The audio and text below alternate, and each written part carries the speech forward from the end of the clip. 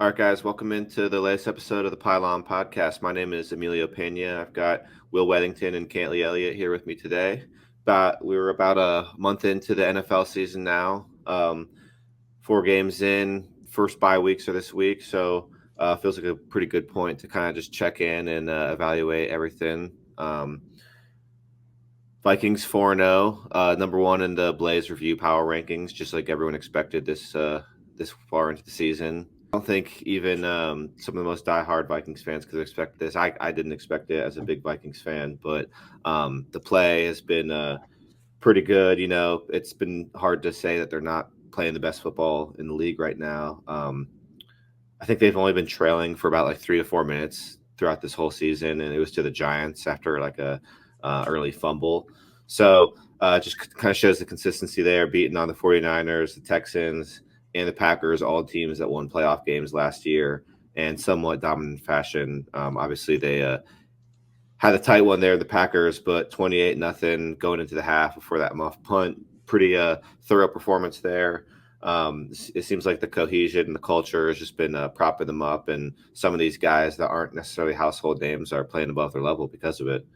Yeah, I think, Emilio, we were obviously kind of talking about this a little bit before we started this recording tonight, but I think a big thing, too, that's really been beneficial for the Vikings' success so far is Aaron Jones. We talked about how he's been playing.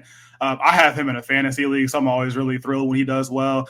And then I had to go back today and actually watch some of the game from this past Sunday with the Packers and the Vikings. But I think another thing, too, that is kind of an underrated element so far is the offensive line. I mean, Sam Darnold, he has plenty of time back there.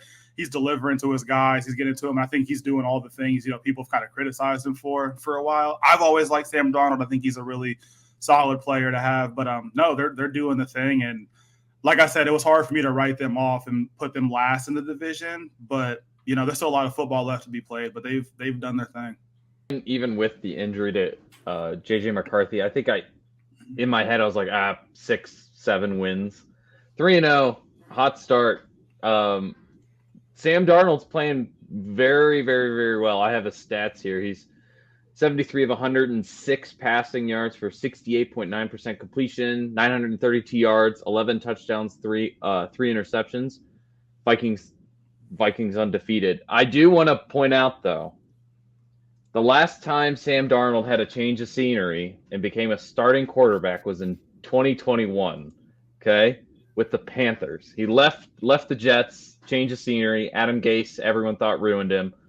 Through 3 games with the Panthers, he was 73 out of 73 completions, 107 attempts. So 68.9 this season, 68.2 when he switched over.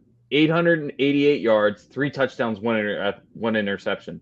Panthers started 3-0, and then it came all crashing down. They lost 4 straight. They finished the season 5-12.